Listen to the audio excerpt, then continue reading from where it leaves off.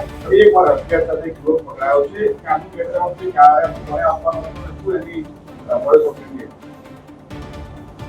આગામી રથયાત્રા અનુસંધાને જે પ્રકારે ક્રાઇમ બ્રાન્ચની ટીમો અમદાવાદ શહેરની કાયદો અને વ્યવસ્થાની પરિસ્થિતિ જળવાઈ રહેતી હેતુસર અને કોઈપણ પ્રકારની અનિચ્છનીય બનાવ ન બને અથવા તો જે ગેરકાયદેસર પ્રવૃત્તિઓ છે એ શોધી કાઢવા માટે સતત રાત દિવસ કાર્યરત છે. અને આ જ અનુસંધાને આ એક ટીમને માહિતી મળી હતી કે કરણસિંહ ઉર્ફે કાચિંડો કે જે અમદાવાદ અને મહેસાણા જિલ્લામાં જેના વિરુદ્ધ 7થી વધુ ગંભીર પ્રકારના ગુના નોંધાયેલા છે અને એ અગાઉ નોંધાયેલા ગુનાઓ પૈકી એ આર્મ્સ એક્ટ હેઠળના 3 ગુનાઓમાં એ પકડાયેલો પણ છે.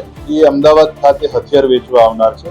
આ માહિતી આધારે ટીમ જે છે એણે કાર્યવાહી હાથ ધરી અને આ કરણસિંહ ઉર્ફે કાચિંડાને જ્યારે એને પકડવામાં આવ્યો ત્યારે એની પાસેથી ગેરકાયદેસર જે છે દેશી બનાવટના 4 તમંચા, એક હાથ બનાવટની પિસ્ટલ અને બારાબોર એક તમંચો અને કુલ કાર્ટ્રીજ એમ મળીને ટોટલ 88,300નો મુદ્દામાલ પકડવામાં આવેલો છે.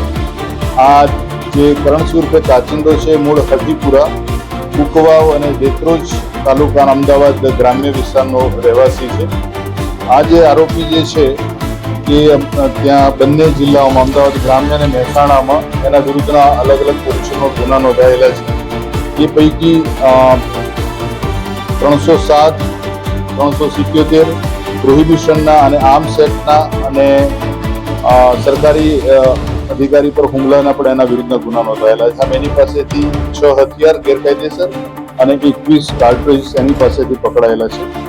હાલ આરોપીને નામદાર કોર્ટમાં પોલીસ કસ્ટડી રિમાન્ડ માટે રજૂ કરવામાં આવનાર છે અને એની પાસેથી આગળ એ જે મધ્યપ્રદેશથી જ્યાંથી હથિયાર લાવે છે એની જે પ્રાથમિક પૂછપરછમાં માહિતી મળ્યા મુજબ તો એ જે આખી ચેઇન જે છે એ ઉપર હાલ તપાસ કામગીરી ચાલુ રહી છે. એ મધ્યપ્રદેશથી હથિયારો લાવે છે, મોટાભાગે ભીંડ મુરૈના જિલ્લાથી. તો એ અંગેની પણ હાલ આજ તપાસ કરાયેલી છે. અત્યારે આરોપીને વધુ પોલીસ કસ્ટડી પૂછપરછ માટે રજૂ કરવામાં આવનાર છે અને રિમાન્ડ મળેથી આગળની વધુ પૂછપરછ હાથ ધરવામાં આવશે.